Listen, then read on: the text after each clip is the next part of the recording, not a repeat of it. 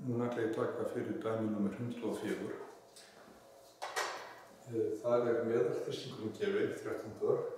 Flatarmál rigningar gefið líka á lengdin á henni. Og ef við teiknum þetta nú upp hérna, þetta rigningin líta eitthvað svona. Og það sem gefið er flatarmálið á henni. Það eru til svokallaðir flatarmælar, þar sem að við fylgjum línunni hér með arminum á mælinum og mælirinn sýnir það flatarmálið á myndinni. Við fáum venjulega 2 aflestra, við skrifum niður fyrri aflesturinn, fylgjum svo línunni með mælinum og lesum seinni aflesturinn.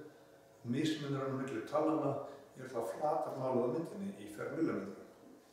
Og flatarmálið á myndinni þessi tala hér, 955 millimetrar, og lengdin á myndinni, lengdin hér á myndinni 61 millimetr.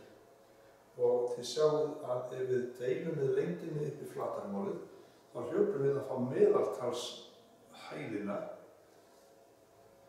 hér á myndinni, sem myndi þá að gefa meðalþrýstinginn. Sér að þetta flatarmál hér þá meðaltalshæðin á myndinni þegar við búum að deila með lengdinni upp í flatarmálið. Og meðalþrýstingurinn þá reiknaður út á þannig hátt við flatarmálið deilt með lengdinni. Þetta hér myndi gefa þá meðaltalshæðina, ekki rétt á myndinni. Og síðan verðum við að deila þá með því að mælikvarðanum. Það eru margir millimetrar á hvert bar. Í þessu tilfelli spurt fjæður mælikvarðan, þannig að við snúum þessari augnahlaða.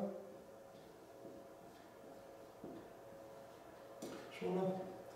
Og við fáum þá 955 deilt með 61 millimetr. Deilt með 13 börum og fjaðurmælikvarðinn verður 1,2 millimetrar á bar. Ég skal svo finna eitthvað myndband þessa flatarmála á YouTube og setja það á netið fyrir ykkur.